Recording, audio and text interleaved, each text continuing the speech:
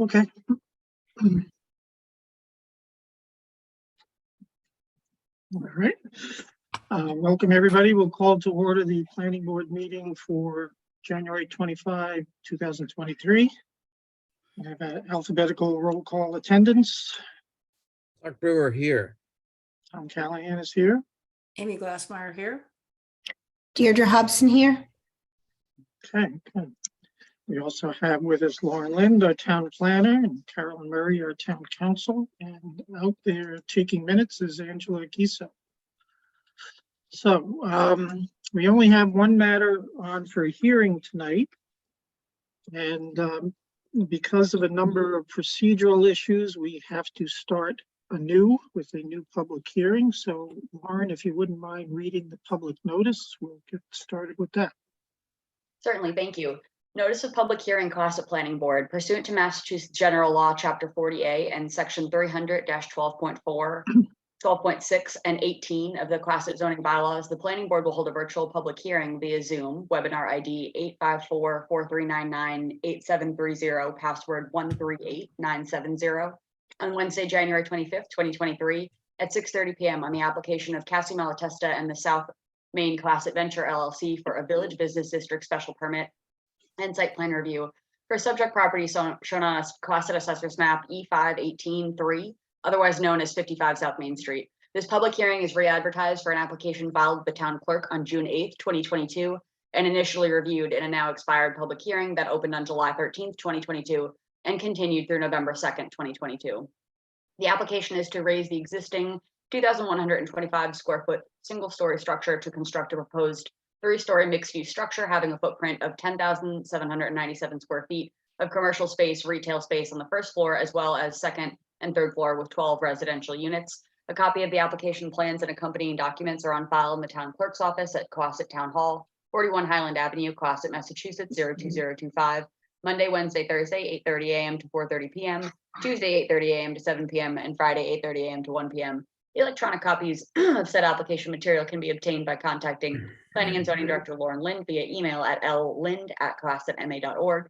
Any person interested or wishing to be heard on the application should attend the virtual meeting at the time designated. Signed, Thomas J. Callahan, Chair, Cohasset Planning Board.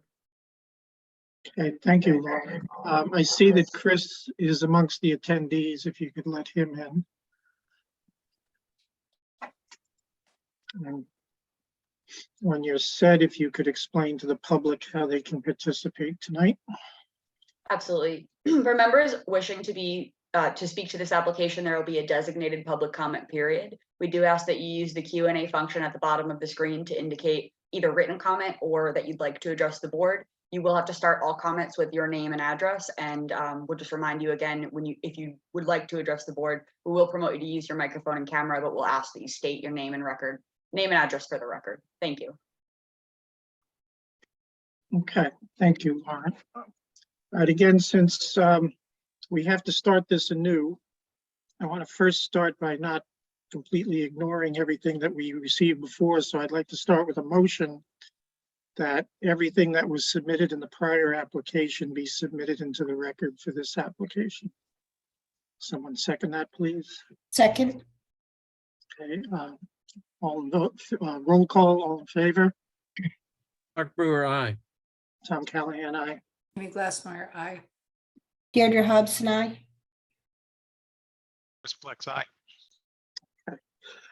All right, and just for the applicant's knowledge, Chris is going to leave us for a bit, right? Still with your job obligation, so he'll be leaving us, but coming back to the meeting between 7:30. We don't want, it is a new hearing, but we don't want to necessarily reinvent the wheels. So applicant group, you need to explain the entire project, but maybe perhaps a truncated and abridged version so we can move on into some questions in the substance. So I'll leave it to you to someone take the floor.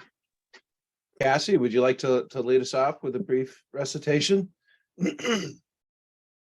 I mean, I wasn't really prepared, but mixed use building, 3 stories, ground floor retail, approximately 7,000 square feet, TBD on the tenants. 12 units comprised of studios to 3 bedrooms. We're also offering on-site parking on a suppressed lower level that you can access off James Lane. There's, I believe, 5 off-site parking commercial spaces along front. We are going to be removing 2 curb cuts with the existing conditions in order to provide those parking spaces. We're also offering to improve upon Town Way. And that's really the gist of the project that we're presenting. Well, again, because this is a new hearing, do you have a sketch you can show us, screen share, just so for the benefit of the public? In case we have anybody new who never came to the last hearings. I mean, they could just briefly go through the architectural and the revised engineering drawings. You want me to pull something up, or Lauren, do you have the most recent plans? I don't think our architect, is Ted Talukian on? I don't see Ted Talukian on the call, and I don't have direct access to our VPN connection to share materials for the applicant. I apologize. Okay. Site plan, perhaps? Yeah, John, Jeff Bassett here with Morse Engineering. I'd be happy to run through the site plan. Yeah, Thank you. please, Thanks, just, we have to put everything on the record this time, however, more briefly this time around than the last time. Thanks, Jeff. Appreciate it. Yeah, no problem.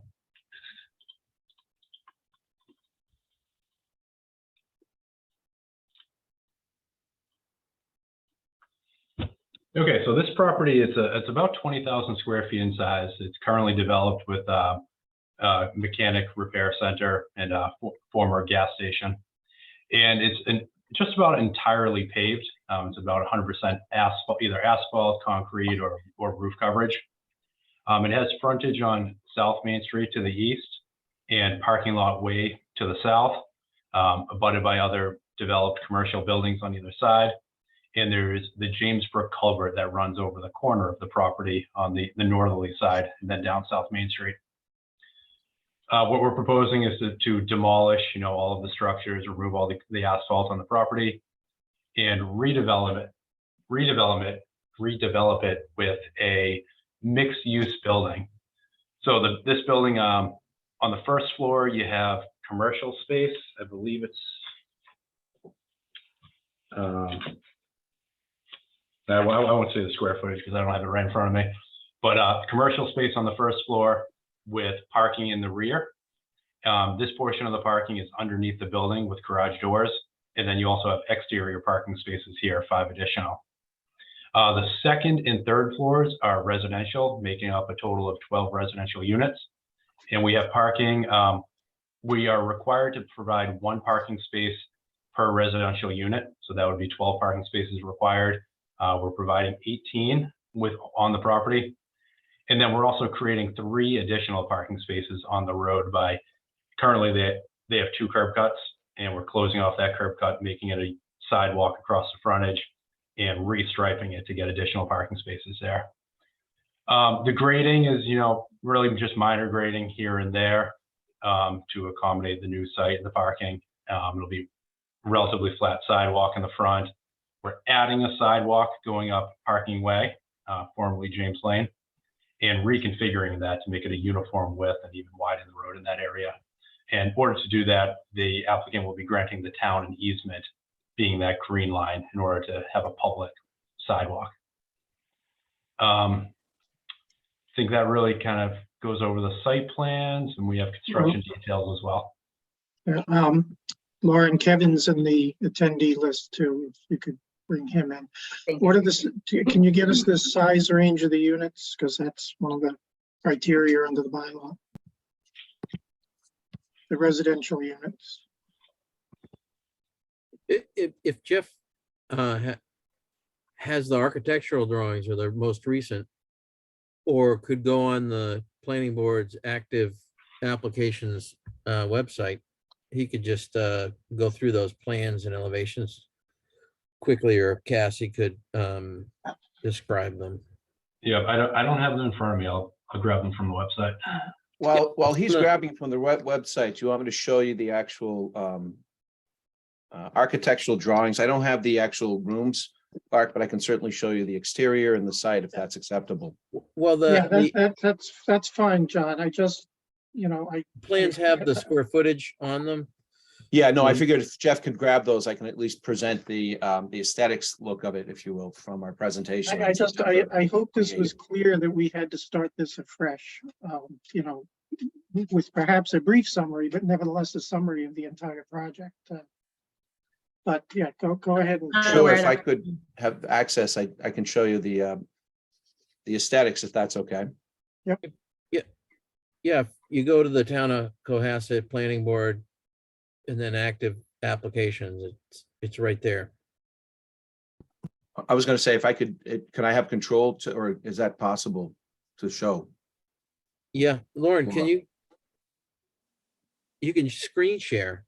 Yeah, the access is available. Screen The share, bottom- thank you. Give me one bottom second, middle. I'll get you right here. There, can you see the blue of 55 South Main Yeah, Street? looks good, looks good. All right, great. Just so that we have it here, I just wanted to show you, obviously, this is the site. We're looking at it, South Main Street. This happens to be the old gas station. North of it happens to be Town Way. That's this area here, and this is Parking Way or Old James Lane. So this is the location on 55 South Main Street. Again, this is a site looking kind of westerly at the gas station, and this current site.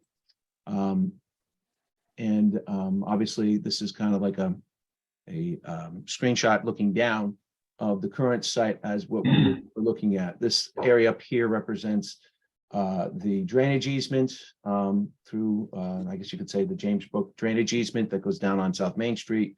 This happens to be a sewer easement to our property in the back. What we're proposing, let me just show you the aesthetics. This is the most recent version that we have for the proposed project. This again is looking from diagonally across the street on South 55 South Main Street, where James Lane or Parking Way is to go into the Red Line Inn. The features here obviously are trying to make it much more coastal looking with the Cape gables. There's a shed dormer that's very consistent, not only in the harbor, but kind of in the surrounding area.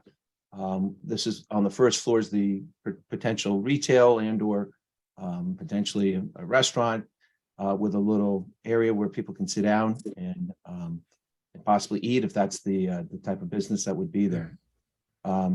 Again, this is another profile looking at the front.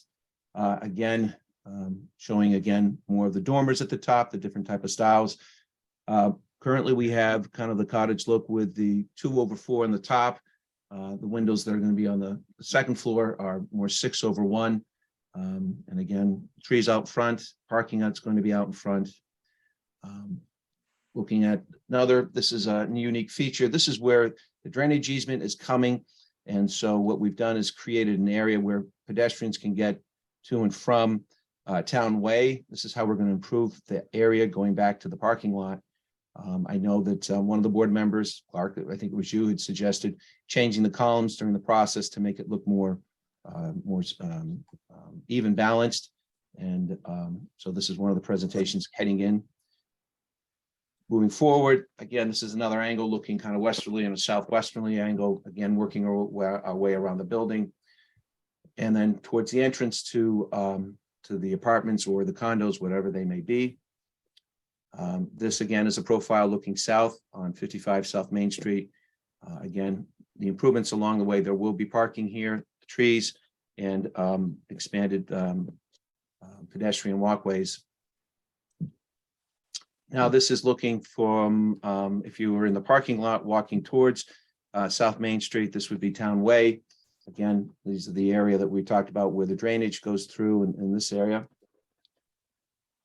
Again, this is a little bit further back, again, from the parking area, looking down towards South Main Street on Town Way. And this is if you were to walk up James Lane or what we now call Parking Way. And this is the area where the parking would be for the units or the apartments. There's some exterior parking spaces here, approximately 5 of them here. And then there's parking inside with garage privacy. And then we're working our way back towards South Main Street, looking at it from the Red Lion Inn. I know that there was a comment from the Red Lion Inn about this transformer, putting some kind of shielding. We are looking to do that, and we will do that. That is going to be a part of the next process that we're looking at. And we will certainly cover that and make sure that they're happy with it. Again, another profile looking from the front. I do know one thing, a comment was made about the rooftop, and I'm not sure I have one here from the rooftop. That might be good. But if you're at the Red Lion Inn, they're worried about seeing the units. If there are condensers on top, we will screen those and we'll update the profile of it. Put some kind of like, I don't want to say widow's walk, but something that's going to certainly have that kind of feel to screen out the visual on the rooftop. And that was the presentation. And I'll go back to, give it back to you, if that's okay. Lauren? There we go. Jeff, have you been able to? The architectural plans I pulled up are the same ones you just presented with the color renderings. Okay. John, it did with the bedrooms on one of the first few pages of that presentation, the sizes of the units, if Tom wants us to. Let me see if I can grab that again. Hang on one second. I didn't think I saw it there, but my bad. Let me see here. I'm sorry, I'm such a stickler for detail. No. It is actually here. Let me go back to sharing again. I can show it to you. And let me share that, folks. Here we go. Thanks, John. That's all right.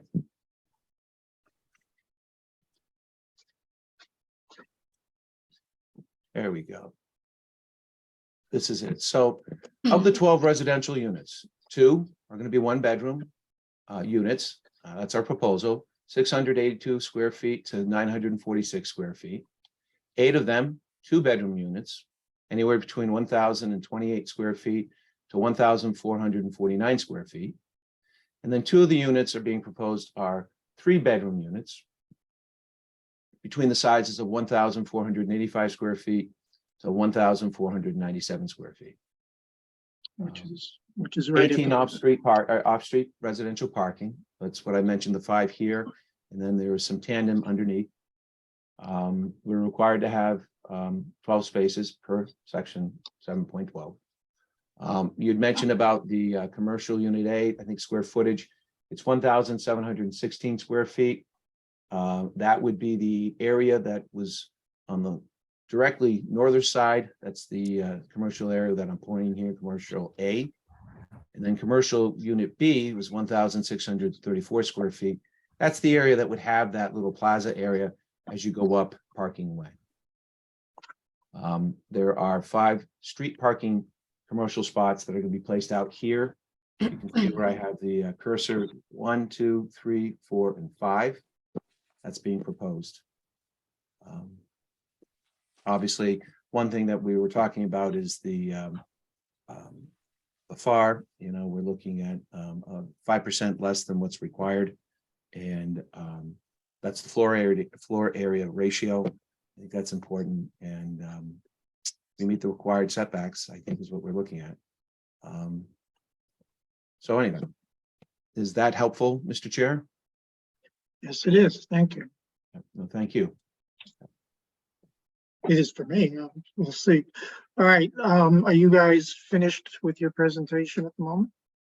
Yeah, I think the one thing I did want to draw out, I know that recently I did send a letter to the board back in December with about the affordable component. And I think that's something that I think this board has been wanting to hear from us directly. What are we proposing? I know we've gone a little back and forth, and sorry for any confusion, but our proposal is to have off-site affordable units or housing, whatever it may be, in close proximity or definitely in the village business zone. And our commitment, and that's what I put in the letter from December 29th, is that we're looking to have it off-site, primarily because when you look at our proposal, if we had just done 10, we'd only be obligated to have one unit. We've done 12 because we're trying to scale it back to fit within the context of the village district, within the proposed, bylaws or the regulations for building in this area. I think it's also important because, we're not trying to put huge density in here. Ultimately, with 2 affordable units, we could go up to 20, providing we're able to meet all the requirements, or you could go up to 16 or 15. And we took 12 is what we were looking at. And given the change in the market, given the fact that, we're dealing with other challenges with the site. Obviously, it's an old gas station. It's going to get remediated. It's going to get fixed and cleaned. And then we're doing all these other challenges of trying to make Town Way more improvements for public benefit, South Main Street, public benefit, as well as Parking Way, to try to make this site a much more visually aesthetic pleasing, as well as adding not only from a business perspective, but also a residential, the mixed use concept. We see this as a bridge between the buildings north of us, as well as connecting and linking with the Red Lion Inn. So our analysis at this juncture is that, from our perspective, we will adhere to the bylaws. The discretion of the board is the discretion. That's going to be up to you, board members. But we're asking you that we will commit to this board that we will find a minimum of 2. We'd like to find more, but at minimum of 2 within the Village Business Overlay District, but not at this site. If we are unable to obtain those additional units or housing, whatever it may be, within the time period before we ask for the occupancy permit, then we will condition and accept a condition that 2 of the units or apartments, whatever they may be, will be affordable. And so we're asking at this juncture for you to consider that, because I think that's what's been lacking, is our request that that's what we'd like, because it does have an impact on how we're going to visualize this project going forward. And I say that because I know we still need to deal with further peer review and further payment, but having this decision by the board tonight is important, because it's going to dictate now which direction we're going to go, whether we need to go back and rethink our plans or not. And that's why I sent the letter. I think it's imperative to have the board's input at this juncture. And so that's one of the points that I really feel is important for us to decide to have here from you folks to decide tonight for us. All right, before going around the board, Chris, since you're leaving in a couple of minutes, I'm going to let you start with any comments you have on any of the topics, anything about the project. And we'll come back to you when you get back. I'm going to assume we're still going to be in discussion at 7:30. So if you've got anything you'd like to start us off with, please do. Sure. So just 2 things. I'm concerned with the lack of specificity around how you plan to handle the low income component. So I know that's going to be a longer discussion, but I would prefer, and I expect the rest of the board would prefer, more specificity on how you're going to provide that. And then the second thing I want to make sure we get to is the letter from Dr. Pompeo with some specifics about how the construction would work, and what sounded like a commitment from your team to Dr. Pompeo about how you would do the construction to make sure you're considering the state of the ground underneath the site. That's my 2 comments. Thanks, Tom. Okay, great, Chris. All right, we'll see you in a little bit then. Next, in alphabetical rotation, Clark, you have the floor. Yeah, I think that this project is evolved quite successfully over the, let's call them, months since we started the hearing process. And am I to understand that there's going to be another peer review of the application if it's new, or wouldn't it be the old peer review that gets responded to by the? But By the applicant. we had we left off with the old hearing that there was peer review, comment, and I think there was another round of peer review that I mean, if nothing has changed and we've added all that to the record, we can use the old stuff. But I believe there was another round of review that Weston and Sampson had to do that hasn't been paid for. And Okay. That's a big issue for us. So in terms of wrapping things up, we would want to make sure that that's done and responded to adequately. Yeah, in am I ter- correct about that, Lauren, by the way? I just want to make sure. Am I correct of where we are with Weston and Sampson? Yes, there's a response that the applicant had submitted to the peer review's initial review of things that has not yet been responded to. In addition, there is a memo from Attorney Danahy dated on the 5th that was not reviewed. So those are the two remaining things that we would expect from Weston and Sampson to sort of close this out. Okay, all right. Thanks. Sorry to interrupt, Clark. Yeah, no worries.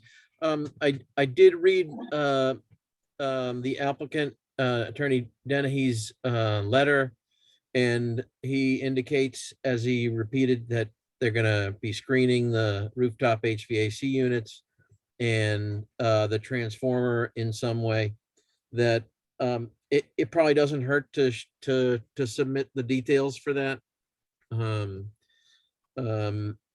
Where if we were at the point where we were gonna be making a decision, they could be deferred to approval by the planning director, but we're not there, so I don't think it hurts to submit what's planned there.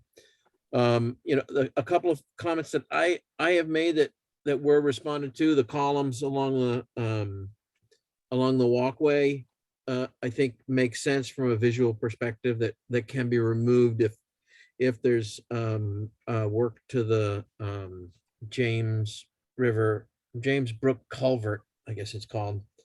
And I think in any decision, we probably want to have some language where the James Brook culvert should probably be spray painted on the ground, and that heavy loader trucks and heavy equipment should probably avoid that.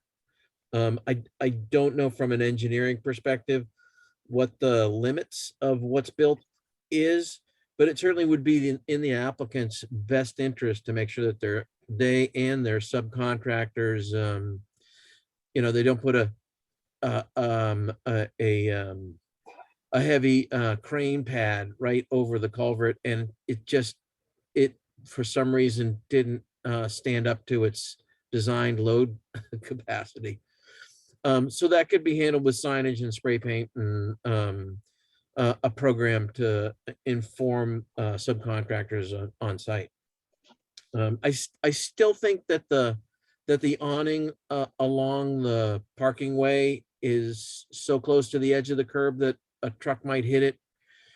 But I'll leave that for the applicant. I certainly wouldn't want to require what that approach is, just that we would want you to avoid having building damage from normal use. But generally I like this. I agree with Chris Pleck's comment that we would want to know exactly what the affordable units are. If there's more than two, great, that's great. And I'm certainly not against that as an approach. I think that's fine. But we do want to know exactly what it is before we decide on the special permit site plan review. That's all I have. And just a point of clarification, Mr. Brewer, you're talking about the awnings that are on the parking way, James Lane, correct? Yep, that's right. Yeah, you've mentioned that before, and I I have, can I see have. how a truck or fire trucks could come around there, and that makes sense. Well, I mean, if it was scaled back 2 feet from the edge of the curb, something like that, that might make sense. Or if it was a retractable system, I don't know. But you think about it, if you want to take. I'll make sure they look at that, because it's come up a few times, and I can see, how it could easily be a problem. And Sometimes that's trucks curious. have trouble making turning, and they take liberties with curbing. Yep. Thank you. Okay, I'm going to defer my comments to the end. Amy?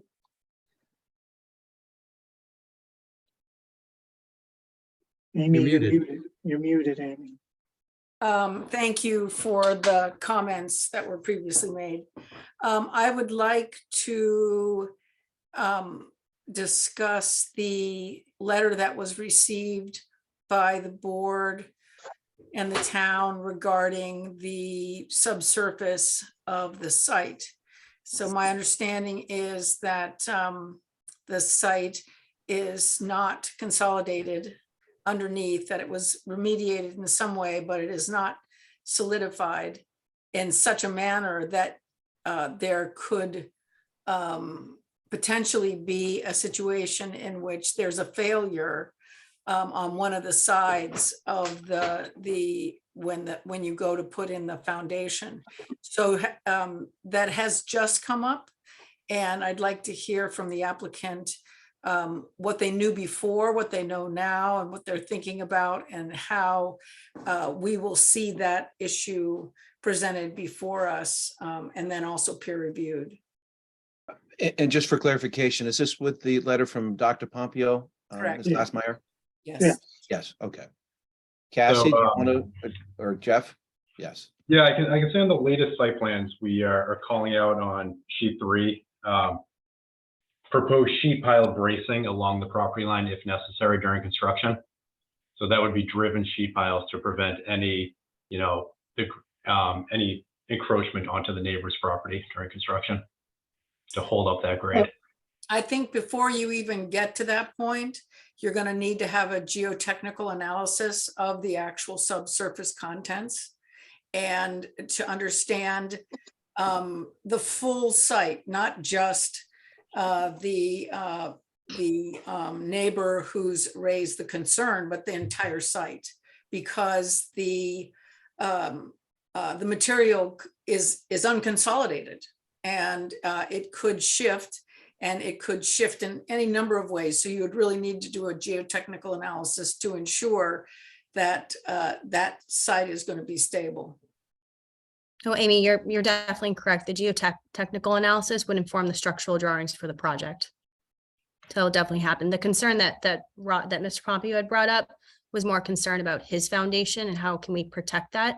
So we did say that once the project is approved and we do have all the structural drawings, an erosion control plan would be put in place to ensure that we wouldn't be worrying with cracks on his building. This isn't an erosion control problem. With all due respect, I saw an email to that effect. This is not erosion control. This is an allegation that you start excavating, there's going to be a collapse of his property onto yours. He was It's not worried about the erosion- soil. it's Yeah. it's not protecting his property from your erosion. And I'm curious why you abandoned the garage concept that was at the beginning of the former application. Was it simply cost, or did you find something underground that was disturbing that you couldn't build a garage? No, let's be clear here. It has nothing to do with the ground, okay? So let's dispel that right out. It was because of the nature of the garage. And I think it was the concern of the massing of the building as a whole, because the garage came right up to James Lane or Parking Way. And so we decided to scale it back for aesthetic reasons. And so that's one of the reasons why there's an outdoor kind of a courtyard. In fact, we had a hearing on that back in September or August somewhere where we discussed that. So no, let's be clear here. It has nothing to do with anything under the ground that was found or not. It's that. It was really the price No, of I I, mean, want that to but come, let me- I don't want anybody to come away from this hearing. No, thinking let that's me what be we're doing. clear. I'm a little surprised / concerned as to why this is coming up at the last minute, because we had extensive hearings and we only hearing about it now. But given, and I don't know if there's any proof being presented that there could be a collapse of the property, but it does beg the questions of what's underground there and what's the risk here of doing excavating and construction on your property. So I think the comment from the abutter is that, where they're excavating very close to the property line. And anytime you excavate in any soil, there's a chance that it could cave in on the sides. And he wants to be assured that that won't happen beyond the property line, so it won't negatively impact his property in any way. Mhm. And the way you do that is you drive sheet piling, and there won't be any impact beyond that property line. All right. Well, but since I brought this up, I'd like to have an assurance that there be a geotechnical analysis, and that after that is undertaken, that there be sheet piling applied as relevant but that this site be investigated prior so that we don't end up with any surprises when you decide to drive the pilings. And just so I'm clear too, Mr. Chair and board members, we only got that email on January 25th. I get it. Which, so I mean, was it, yeah, or the 17th rather, I take that back. Right. And so Greg I'm like Morrison- sitting here going, Greg this Morrison came out of the had- blue on us. I'm like, we're It came having. out of, it came out of, Multiple And times. to don't forget, discuss. we've been, Wait. I've had a meeting John, since John, June. John, I stop, everybody stop. I hear you, and it's come out of the blue to us too, and I take it, honestly, I take it with a grain of salt, but if it were to happen, it would be bad for everybody here. Agreed. So, we need to exclude the possibility that this is going to happen. I presume when you study the idea of the garage, some kind of testing or analysis of what the soils were underneath was done. If you did do that, share that with Weston and Sampson. If sheet pilings is the way to solve it, so be it. I would like Weston and Sampson to confirm that. The committee as a whole has to, where they go beyond that, but you probably already have data here. The abutter doesn't, as far as I know, other than anecdotal data when they're building their own building, but And we'll we Jeff. can't ignore it. We can't ignore it. As late as it's come, we can't ignore it. And I'm gonna ask Jeff if you could take a look. I assume with what we have, we'll produce whatever we have if there is stuff. I'm not sure we do. Yeah, we can look into it. We don't do the geotechnical engineering. That'd be another firm, but we can, We you know, have, we'll talk, we'll figure it out. The reason I asked the question specifically about a geotechnical evaluation is because it hasn't been done. And to our knowledge, it hasn't been done. it has been That done. would be something that you would do before you drove any pilings in. So if we just do it on a step-by-step basis, this is the first thing. And a geotech company is a specific company with a specific set of skills. We don't expect that every one of the engineering firms around us has that. But if we just start from the perspective that there has to be the assessment, and then the decision is made about what to do, that's the methodical way to behave. Amy, we did do subsurface exploration before purchasing the property, so we do have some geotech work. We were driving borings for a good solid week. And Tom, to answer your question, we did not move forward with the parking garage because of the cost for the automated underground parking system. I assumed cost was a big factor, but I wanted to eliminate. It was soils related to as the it was related to the technology, not the soils. Yeah, all right. Well, You provide know, us. I thought that was a good move because the mechanical system adds a complexity to the whole project that if it's not necessary, a simpler solution makes good sense. Can I ask one other question? Is there Sure. going to be a sprinkler system in the garage? Yes, Okay. absolutely. Anything else, Amy? No, thank you. All right, Kevin.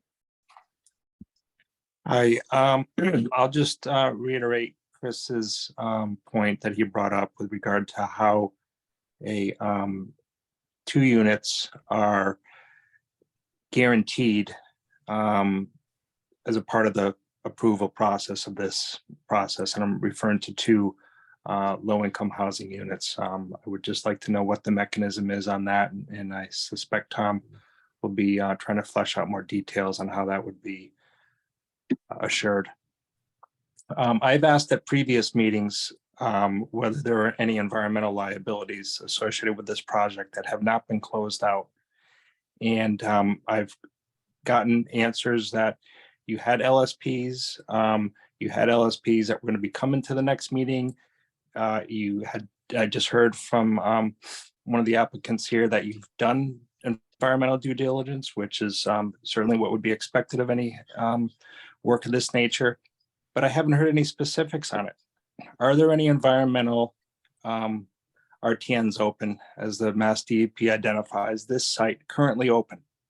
This was a former gas station. It had previous RTNs as referred. Based on what I've seen, those are closed. Are any open now?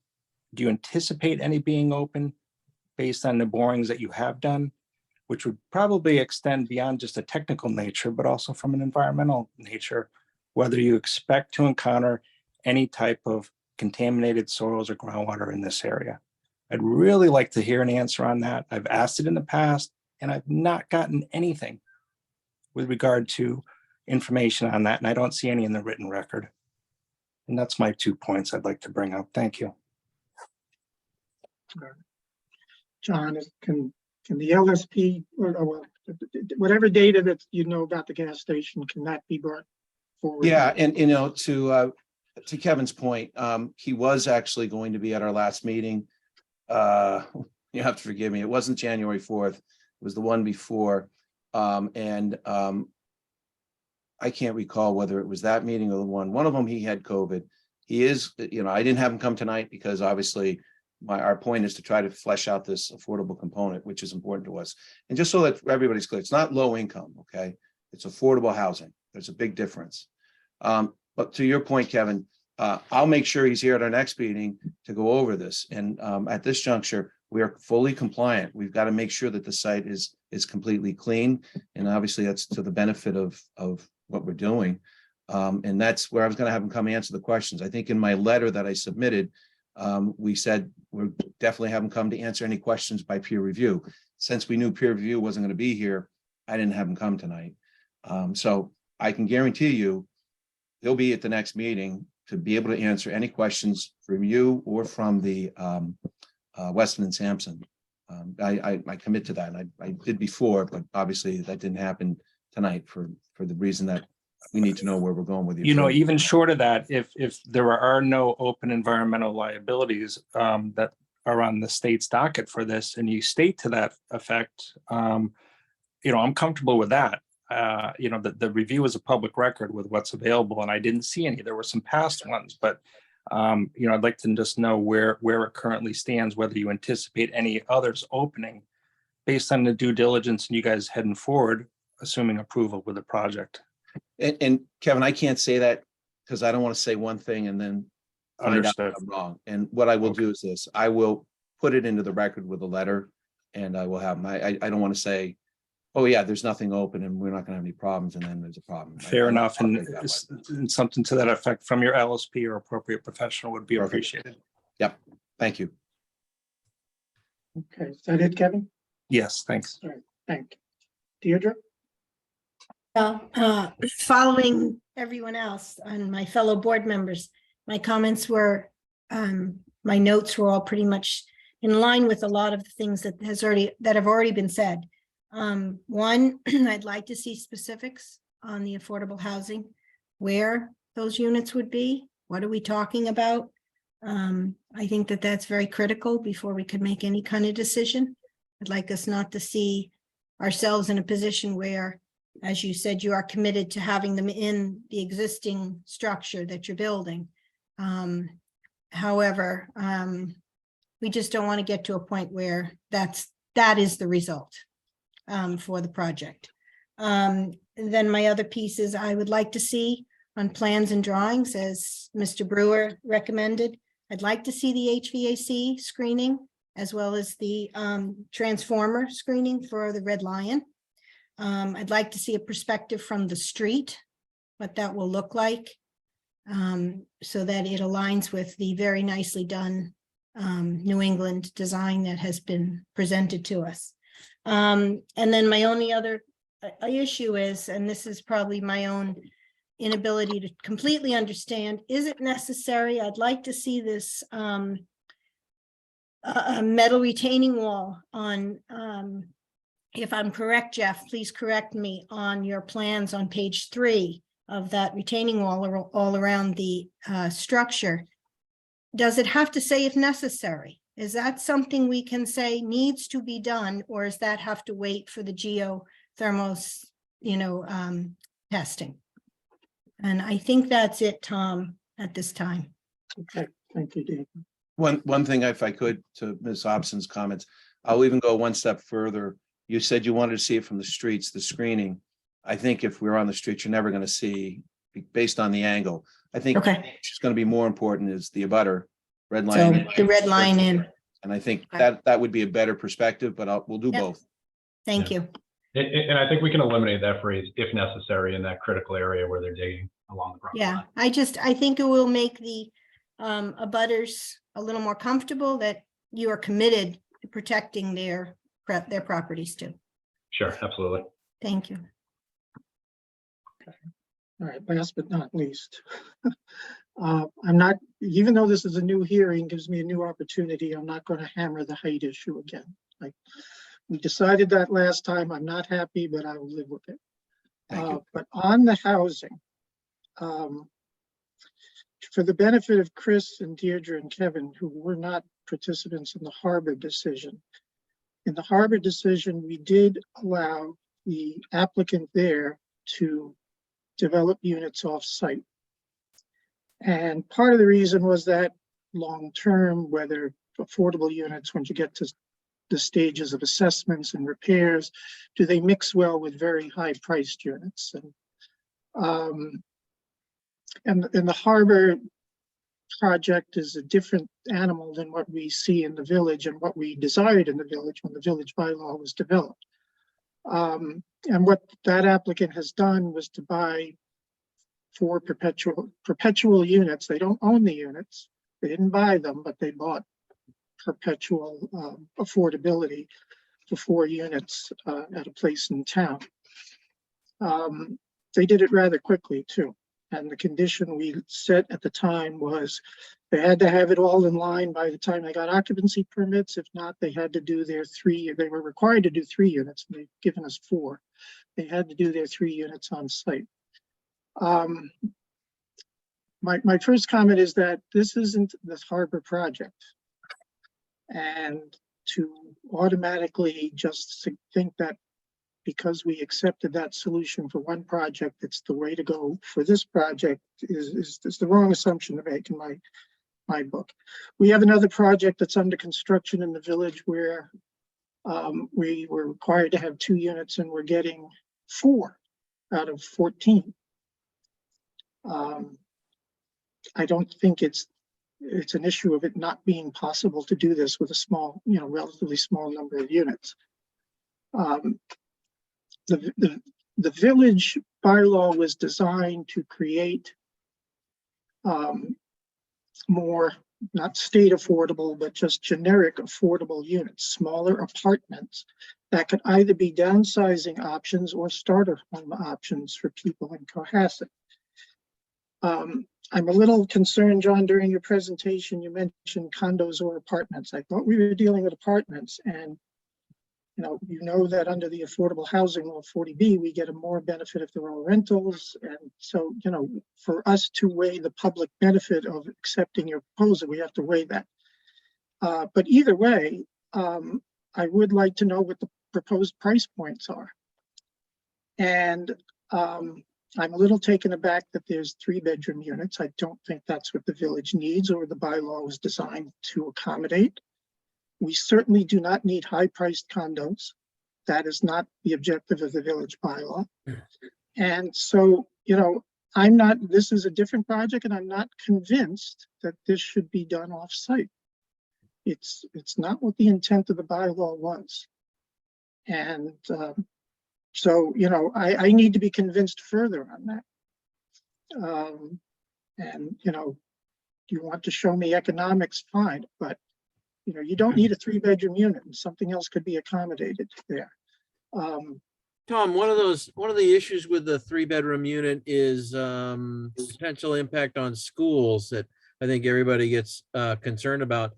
But having a 3-bedroom unit with these days with coming out of COVID and a lot of people still working from home, it gives people the option to have a dedicated office, and that's not necessarily a bad flexibility in that it's a small percentage of the total number of units. I think 2 out of 12.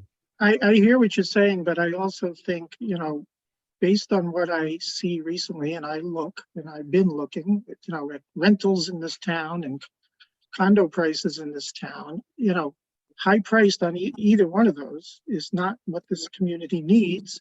And it's not what the village was intended for. The village wasn't intended, you know, obviously we conceived the village bylaw long before COVID and didn't see that coming. But it was conceived as downsizing or starter options, smaller, affordable, you know, in the generic definition of affordable. And I don't see that being met here. And, you know, in an attempt to maximize profit. I think profit can be made here, but it doesn't, you know, whether it's 20% or 10% is not my concern. My concern is meeting the intent of the bylaw and meeting the needs of the community. You know, and, you know, we've had, I have to be concerned about the fact that, you know, the issue with money in Western and Sampson, it's not giving a warm and fuzzy feeling that there's a willingness to follow through on all of these things, or an ability to follow through.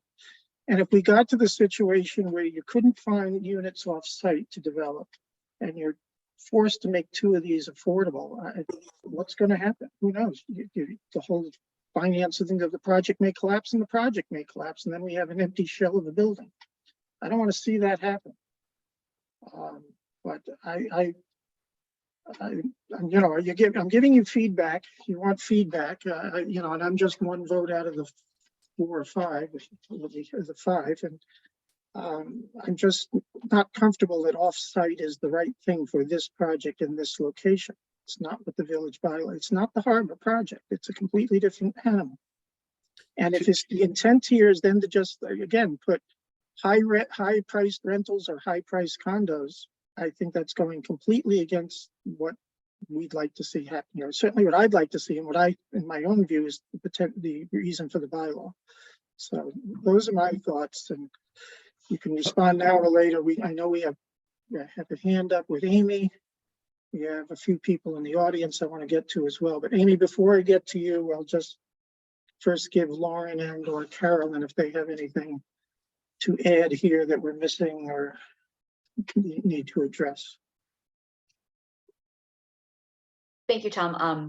Just a note on the 3-bedroom housing is, as you continue to look for larger scale developments, and particularly with getting Department of Housing and Community Development sign off on affordable units, they are actually going to encourage you to have a mix of units so that you're being, you know, inclusive of families of all sort of types. So that's just something to keep in mind about fair housing as we think about these projects, and that some of them may have to include 3-bedroom units to have diversity.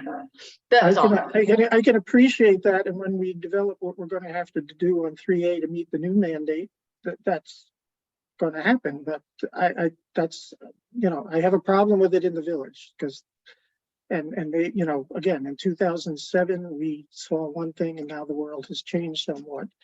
But in 2007, the intent wasn't to have an expensive 3-bedroom apartment in the village.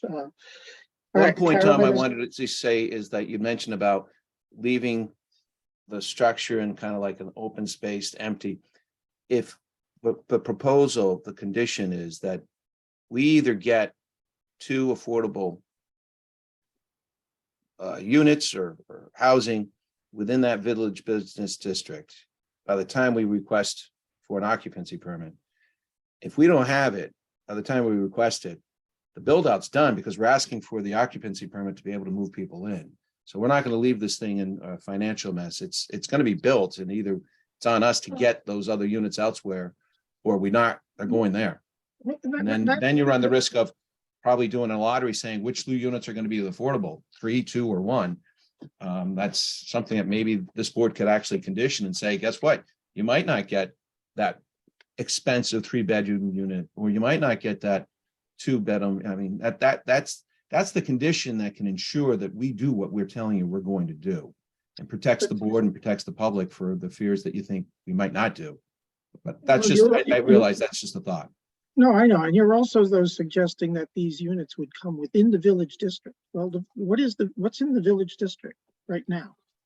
We have the 14-unit building under construction that's going to have 4 affordable units. We don't have a lot of other multifamily developments there yet. We have the condos in James Lane. We have undeveloped land that who knows what's going to happen.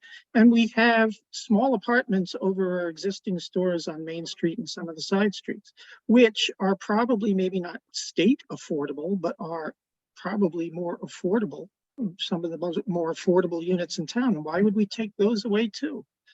To satisfy, I mean, it seems like we're not gaining anything there. We're taking away market affordable for state defined affordable. Maybe that's an advantage to the town, but we're not really gaining anything. You're just going to try to replace two things over French Memories as an example with that are affordable now with something that's state defined affordable. I don't think we gain anything by that.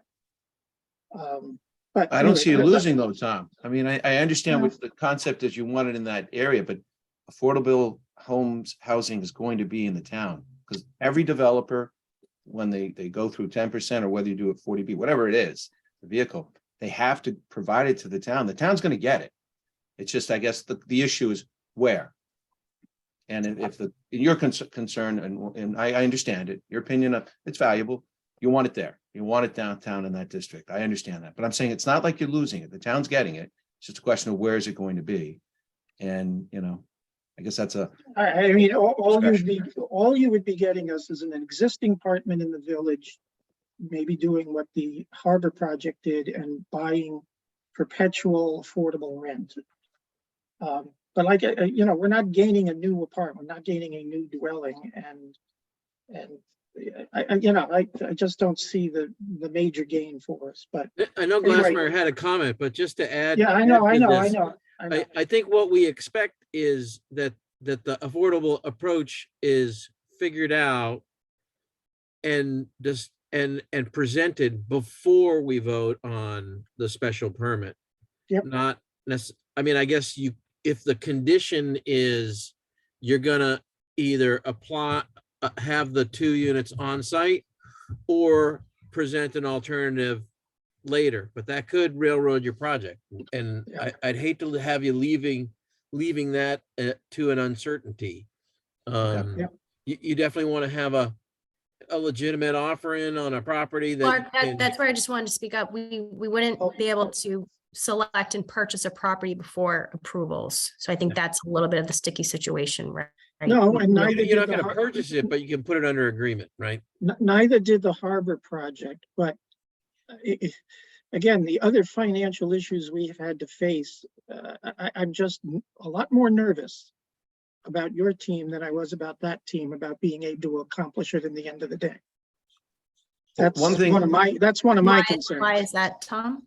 Because money issues have been a stickler, and it's why we're here tonight. There's no with the money new- issues in our project, Tom. as far as- We haven't had payment for things that should have been paid for a long time. Hey, Tom, ago, so. Tom. right, let me getting stop, Back let to me the housing thing. If they don't provide something that's satisfactory, then the 2 units come out of the on-site project. Yes, Period. is true. That's it, right? I mean, that is true. yes, they try and can't, then it's on-site. And the Correct. story and That a is lot true. of a lot of the goals of mixed income, mixed use projects are met. exactly. Okay. But- That is Thank you, true. Mark. I guess my It's a- underlying point is that there could be more than 12 units here and a thing could be satisfied. I think 14 units could be done here, but that's just my opinion. Before I want to get to Amy, I want to get to Kevin, I want to get to the public. Carolyn, is there anything from your perspective, legal perspective, we need to think about? Or- Not at this time, thank you. Okay. All right, Amy, then I'll get to you. Kevin. I just wanted to say that a 3-bedroom is typically thought of as a family apartment, not a couple apartment. So from the standpoint of the town itself, having a 3-bedroom apartment for a family downtown is an attractive offering. Yeah, depending on the price point, which we don't know. And we don't know if it's condo or We don't condo know or rental. anything about the price points of anything that's happening right now. That's unfortunate. Kevin, Yeah, for sake of discussion with regard to the number of units, I'm curious as to whether the applicants have considered studio units. That would be the flip side of the 3-bedroom, and you got a 2-bedroom and 1-bedrooms. Are studio units considered for this project, or would they be appealing for this project? I'm just putting, We would have loved to have considered that, but the bylaw actually requires you to have units. The minimum size is 700 square feet, Tom.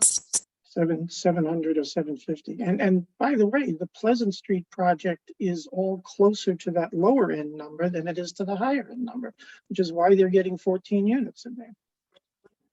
Anyway, all right. Anybody else on the board have anything? I'm going to go to the public.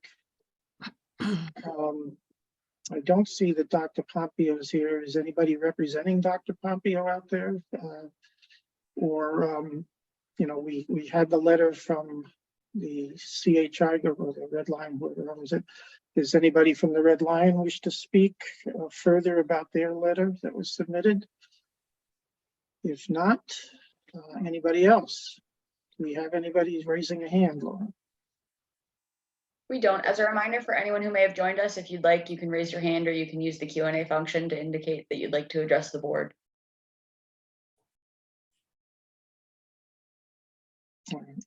Seeing All none. right. Okay, well, all right, John, any other thoughts you want to offer? Well, it sounds, We seem to, so we need the money for the Weston Sampson to finish the review. We need your data on the geotech work that you did. We need the information about the site, the environmental information. Is there anything else, guys? Screening, Clark wants to see the rendering of the screening. Not Amy? a rendering, just a detail. Yeah, okay. Yeah. I raised the question of having a third-party review of the geotechnical work. So when they started the project, they were in one state and with a set of plans and ideas. We're at a different point in time. And so in order to have this zipped up so that we don't have to worry about any issues in the future, I think this is a topic that warrants a third-party review. Lauren, does Weston and Sampson have that capability? No. That I don't know off the top of my head. I would have to inquire. All right, well, let's at least inquire and then. It's a different set of skills. Well, the Weston and Sampson is kind of, as I understand it, a fairly broad company and its skill sets that it has, but let's just check. And if not, then maybe we do have to go, but let's see what data they have first. Yeah. I'll give them the benefit of the doubt. Let's see the data before we decide what to do with it. I don't know. So you tell me, Cassie, John, we have a queue. We have a question, I see. I Ted, think is that in reference to my, yeah, no, I see that Ted, which I presume Ted from the Oh. group owns the Red Ted Line. Lukian? Is it Ted? Can you provide clarity on how the setbacks are established for front, right, rear and side yards? We asked for clarity in the letter and it was not responded to. Yeah, we'll provide a written response to that. That's not a problem. They're basically at a high level. We work with a digital survey that is certified. We draw the building setbacks and we document them based on the electronic data. It's a very straightforward process, but we'll provide a written response for you. Ted, do you have any other questions? And I apologize, that was Ted Lubitz. I don't have any other questions. No, I didn't, not you, Ted. Ted Oh. Lubitz. Ted Lubitz is in the audience. Do you have any other follow-up to that? Just let us know. All right. Well, what is the board's consensus on the affordable housing issue? I mean, I think since this is the first renewed hearing, we'll let the applicant figure it out for the next. We should schedule for another continuing date. Yeah, but they're looking for some guidance to us. I wonder, are we in a position? I mean, my concrete guidance. Didn't we give him some Well, feedback? I'm not sure that as a board we have, and yeah, I'm not saying we're going to make a vote 5 to something or 4 to something. I mean, I would be the voice of that it should be on site, but you know, if the rest of the board is willing to see, you know, you just need to have something, I think, a little more concrete about where you're going to look and what you're going and how you're going to do this. I agreed, and they're gonna need some time to figure that out. Hopefully by the next hearing, they have some more concrete thoughts. Yeah, Yeah. I'd like to see some more concrete ideas. But I I don't want applaud to the take a straw fact that vote they're on it thinking right about now. it. I'd Yeah. like to see, what are the options? I am concerned for their construction and for the town. I would like to see them in the village, but I don't want to see a shell game. I don't want to see units that are there that people are living in right now moved to quote affordable housing. I'd like to see something new. So and I don't know where that would be in the village. So I'd like to see something concrete before we agree to something as John has written in the letter. Thank you. I agree with Okay. Deirdre. And John, Danny, I would like to, I mean, personally, again, just me at the moment, the decision between apartment and condo, I think that needs to be made because that affects the affordability count for the town. And it affects our analysis of what the benefit is for the town. I would agree because obviously if we're able to have off-site, affordability and its apartments, then the town gets the benefit of just not only the 2, but the remaining 12. Correct. Obviously, if it changes the dynamic that they're on site, then we need the flexibility. That's what it's going to turn into. So, I mean, I'll talk to my clients about it, but that's the reason why this is still kind of a moving target. I'm not trying to be evasive on it. One of the points that we had originally was we were going to buy some property offsite out of the village business district. I think Cassie had mentioned minimum 2, possibly 3. But the problem was everybody said we want it within the village business district. And I think one thing that you find, like you said, with the other project that ended up buying affordability with some kind of like covenant, Yeah. for affordability, they took regular affordable units in the village business district and just rendered it in perpetuity. They really didn't create any. They just maintained it. And I think it sounds like the board is worried about that. Like we would go off-site, maybe across French Memories and like get 2 there and keep it in perpetuity. And to that point, I think that's a problem because you're not creating, you're just maintaining. And I think Well, from our perspective, we want to create, my clients want to create additional, to make sure that it's in perpetuity. Well, getting the units on the SHI is really the heavy lift. It's nice to create more affordability and not replacing one with the other, but I agree, Clark. It makes sense. Then it's guaranteed in perpetuity, which it should be.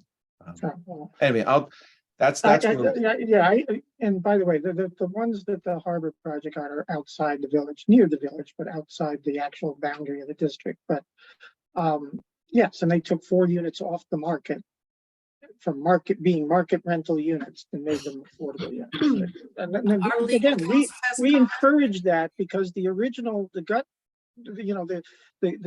first reaction is just hand the town a check, and we have no actual way of calculating what the proper check is.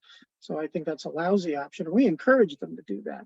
But again, a very different project and trying to mix affordables with that project than your project. But okay. I understand. All right. I understand. Our lawyer is interested in Yeah, commenting. no, let's, Amy, before I get to you, Carolyn and then Lauren and then Amy, if you have something else to add, we'll do that. Carolyn, go ahead. Thank you, Mr. Chairman.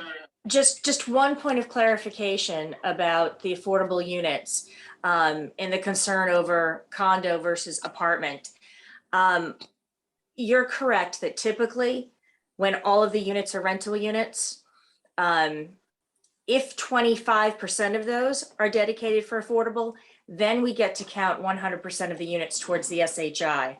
But where we're only going to have 10% of the units as affordable, we only actually get to count those units towards the SHI. Okay, thank you for that clarification. Warren? I was gonna have the same point of clarification for you that just if you're staying at 10% affordability for this project, it's not going to matter whether it's condominium or rental. It's when you get to 25% for rental that you get to count all of the units. So just furthering on Carolyn's point. Okay. All right, Amy.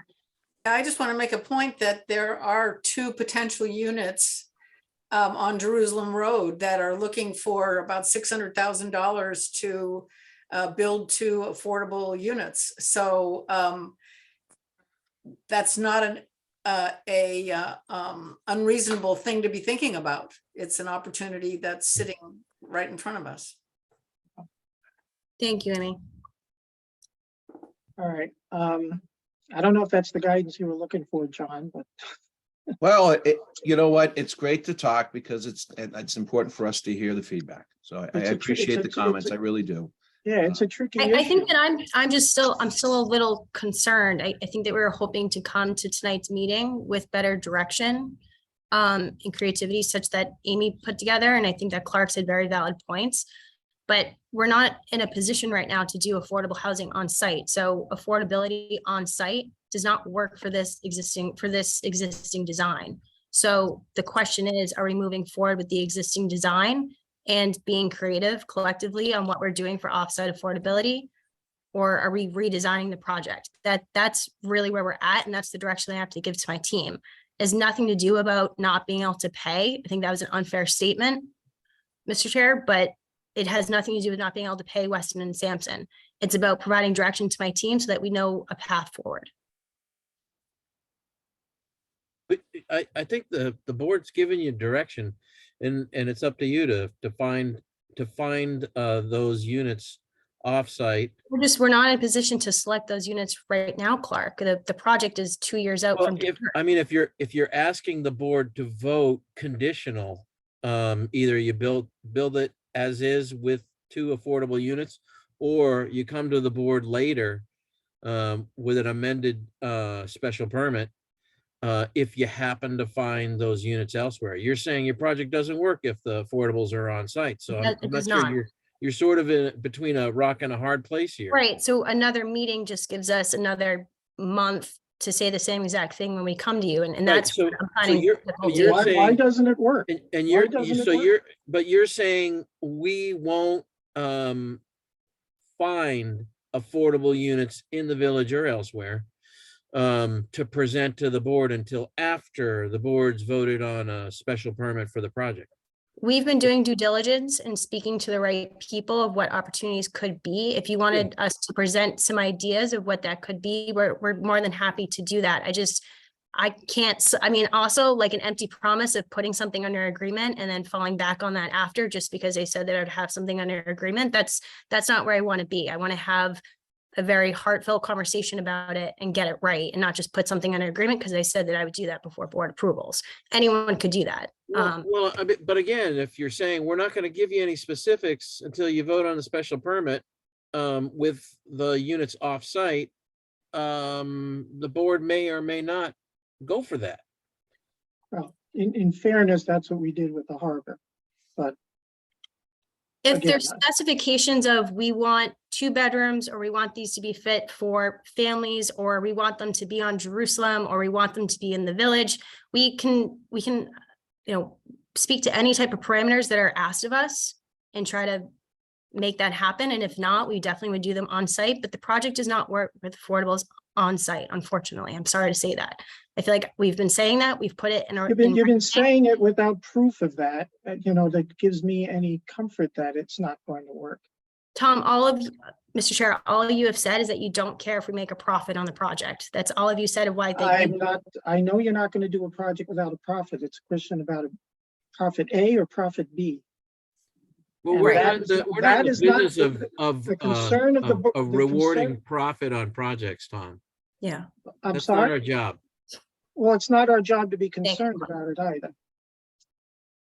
In achieving the objectives of the bylaw, it either will work. My or it concern will is a not. successful project for not only my partners, for the community. So that's where I'm at today, just asking for a little bit more direction on specifications and direction, and we will put that in front of you, and we will promise to commit to that. Well, with respect that that the affordable units had to be in the village, I don't recall that, but maybe it was said, but. Well, you said in part of the bylaw, the zoning bylaw, you wanted affordable housing within the village business district. So that's why we No, presented. the bylaw says that projects developed in the village should have an affordable component. Now, you're asking us to do it off-site, as did the harbor project. And I didn't care in that one where they put them. And I don't care. I personally don't care. Not understanding. Getting affordable units in the town wherever they are located is fine. Okay. I am more concerned, what I raised earlier is replacing lower priced rentals in our village with this. Taking market rent units of the village out of, I don't think we're gaining anything by switching them from market to affordable, state defined. Well, what I've said is that on-site affordability intrinsically means that the market rate units would be more expensive. I've said that. Right. It's true.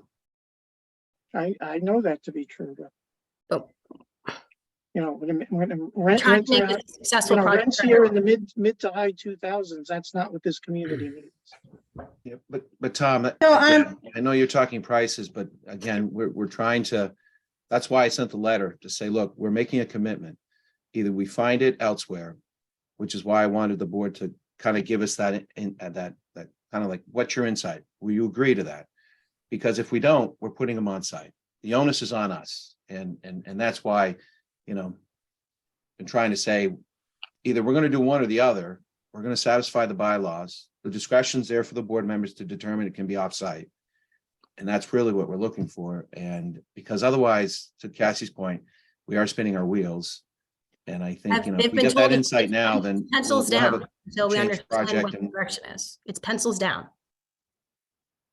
Can I just, if you're saying you're going to find these places off-site Yes, and you can't, now yes. you have to put them in your construction, that your new building, but you just told us now that that's not feasible for you.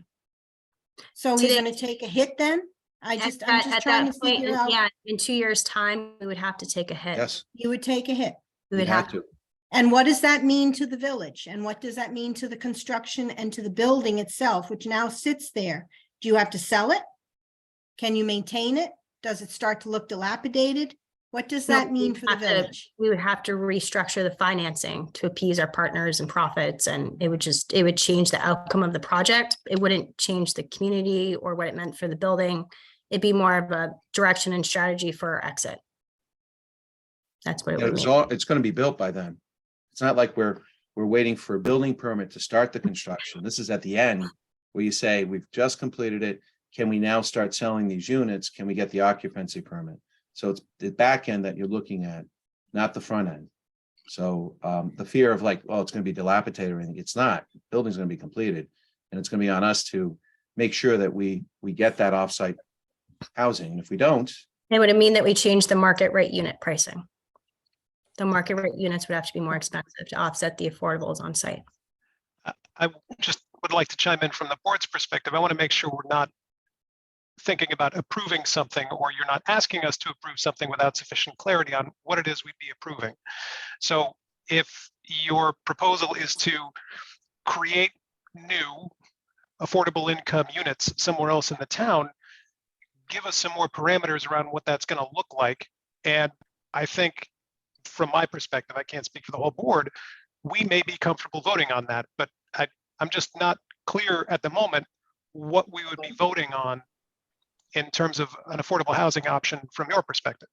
Right. I thought about Chris, that let me- too. It might make sense for us to grab that decision that we put together on the harbor project and see exactly what the language was that we used before that was a successful strategy. And that way, we don't have to imagine, we don't have to misunderstand what each other is saying.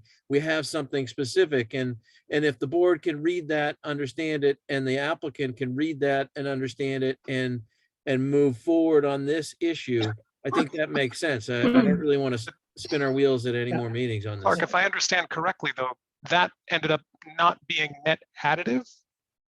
Or did it end up It being net wasn't that additive additive, for? but that's not No. the biggest issue. I think, as I said before, adding units to the SHI is the big goal.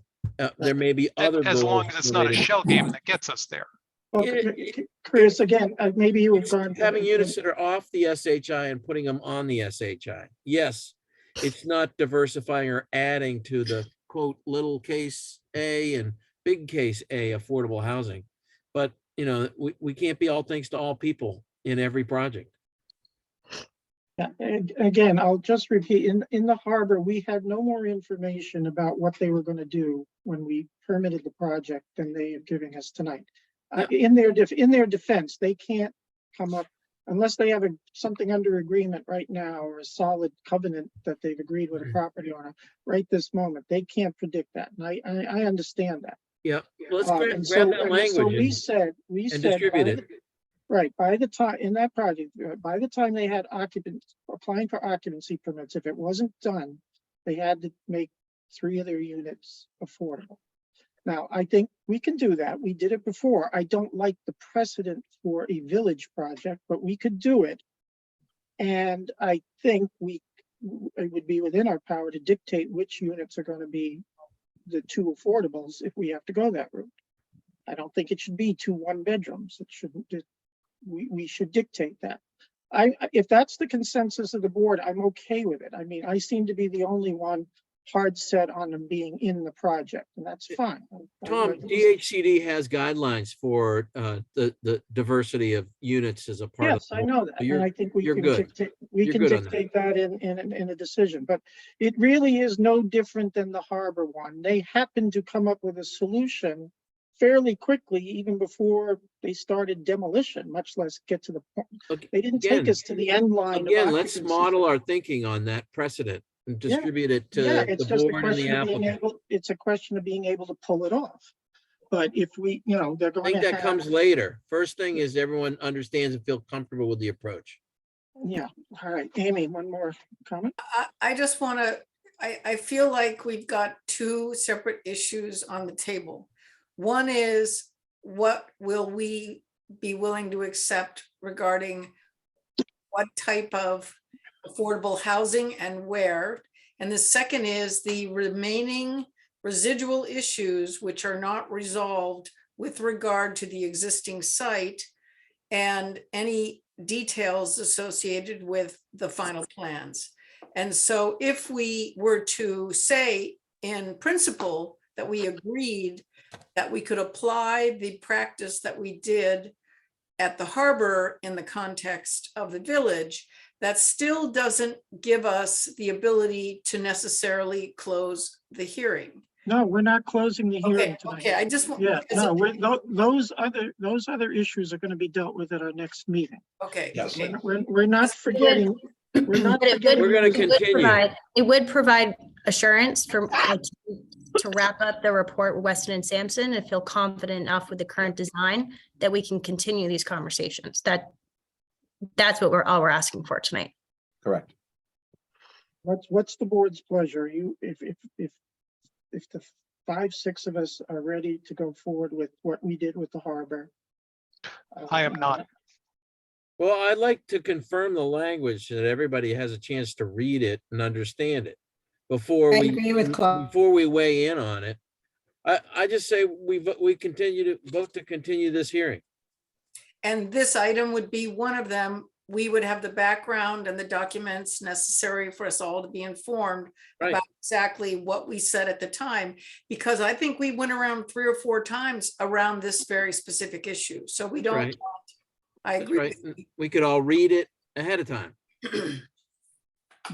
Okay, so the principle is, we are not opposed necessarily to taking the solution that was used on the harbor and applying it to the village, period. Applying it to this project, yes. And I don't think where the housing is located necessarily matters. Yeah, that helps, gives them more flexibility. Affordable housing anywhere in the town is affordable housing. Thank you. Thank you, Amy, for clarifying that. And, So- and by the way, when we did do that harbor decision, the thought was, are they going to buy or rent something? And then they came up with that covenant idea. I don't recall that on the board meetings, we ever discussed that. It was a creative solution to the problem. Well, it was given to us as the only option. You We know, did not have an alternative placed before us that says, here's an idea, here's no idea, and we can keep looking. Yeah, So recall. That's not a It critique. Doesn't matter. No. Is that sufficient for you, John? I think you got a Yes, sense of yes, where it is. No, I 560 thank you. coming from. Yep, no, that's perfect. And I All right. appreciate the, All right. we'll get a copy of that also and we'll look at that. Anybody in the audience have anything else before we close up for tonight? Anything else they'd like to add? Anyone? Last chance. Can we get a date to continue? Yeah, we will in a sec. Let me just make sure the public's all, and nobody else has anything to say. All right, Lauren, our schedule. Right now on the 15th, we are just scheduling a seminar with Carolyn. Which, Carolyn, what's your time frame on how long that would take? An hour, half hour? 40 I seconds? think that's about an hour, yes. Okay. will there be a So- test? Have that. We have nothing, no, that's a necessary thing for us to do, so. I assume, Lauren, we don't have anything else on the horizon for the 15th. Correct. All right, John, the February 15th, you guys know what the deadlines are with Weston and Sampson. Yep. So please meet them. Motion to continue to the 15th of February at 6:30. All right. Somebody second that? I second that. Okay, all in favor? Start with Clark. Aye. Tom Callahan, aye. Amy Glassmeyer, aye. Kevin Heine, aye. Deirdre, you're muted. Deirdre Hobson, I. Chris Plex, aye. Okay, all right, thank you. Thank you. Thank you very much, ladies and gentlemen. Thank you, Mr. Chair. Appreciate it. We'll see you on the 15th. Thank you, John.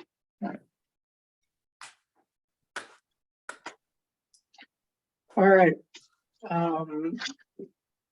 Next on our agenda, I circulated for the zoning bylaw committee update, I circulated the update sheet that I presented to the select board last night.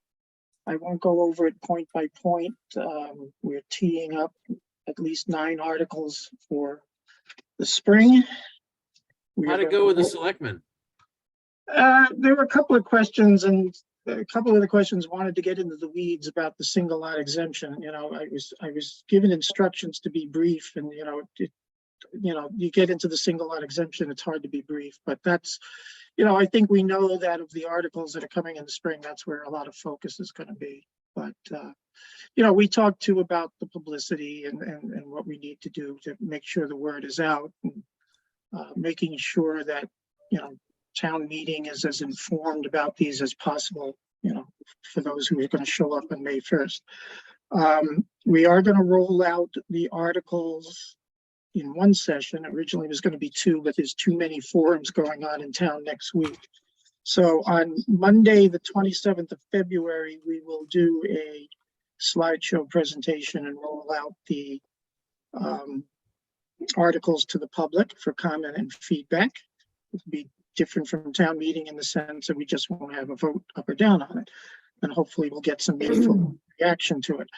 The planning board, since we don't have a lot of other applications on the horizon, the hope is that we will get our hearing done in one session, and that would be Wednesday, March 8th. So that would be our public hearing, and Carolyn will give us an update, a primer, however you say it, on how to conduct such a hearing at the end of our meeting next time on February 15th. Then you could see on that handout what's lined up for the fall. The fall is going to be much more substantial, much more substance. A lot of what we're dealing with in the spring is housekeeping. So we have quite, we're still on the track to do everything regarding the bylaw in 2 steps. So unless anybody has a specific question, I'll move on from that. All right, anybody else committee liaison updates? I don't know if we have any committee liaison updates to discuss other than that one.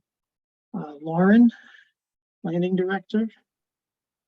I'll just update on, I had sent an email to this effect to the planning board members earlier that the 808 Jerusalem Road Habitat for Humanity project is currently in active fundraising. That's a project that has been, it was part of our housing production plan and was a it was a town-owned property that was flagged for a long time as a desire to establish affordable housing there.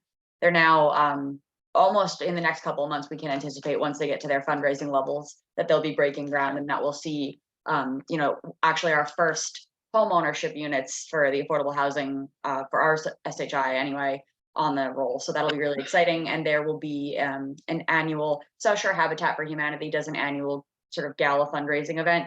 This year on May 11th, which is the Thursday, they'll be hosting it at the Red Lion Inn in Cohasset. There's more details that'll be coming available as we get closer to May, but just wanted to mark that all for your calendar. As it's an event for South Shore Habitat, it'll go over sort of all of their projects, but it'll of course be an opportunity to showcase this new and exciting project coming up on Jerusalem Road in Cohasset.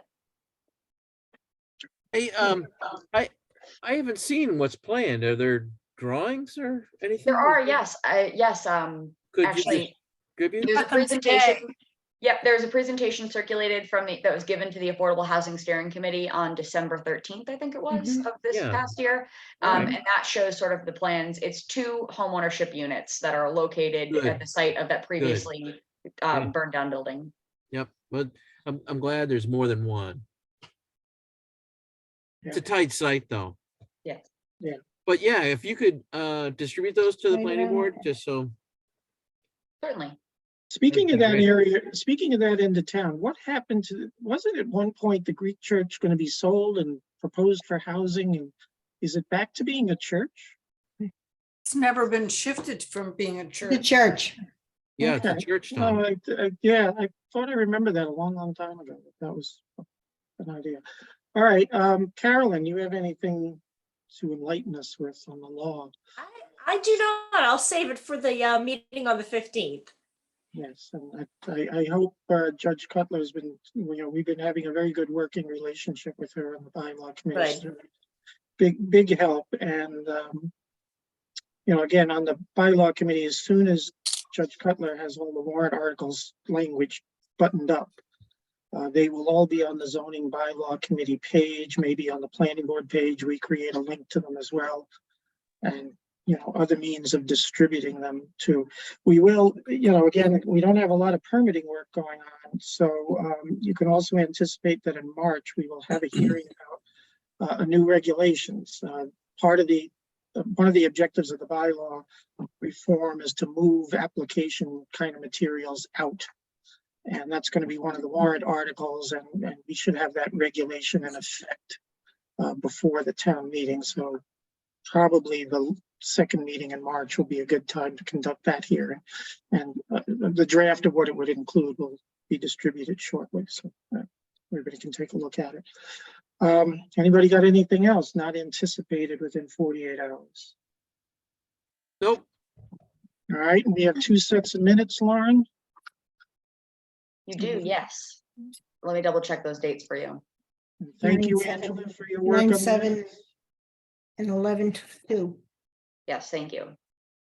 Any discussion about either one of those? No, then I'll take a motion to propose, approve them both together, please. So So moved. moved. Second, All right, thank you. Roll call. Clark, Mark Brewer, aye. Tom Callahan, aye. Amy Glassmeyer, aye. Kevin Heine, aye. Deirdre Hobson, I. Chris Plex, aye. Okay, it's very good to see Amy tonight. Glad that you could make it. Looking good.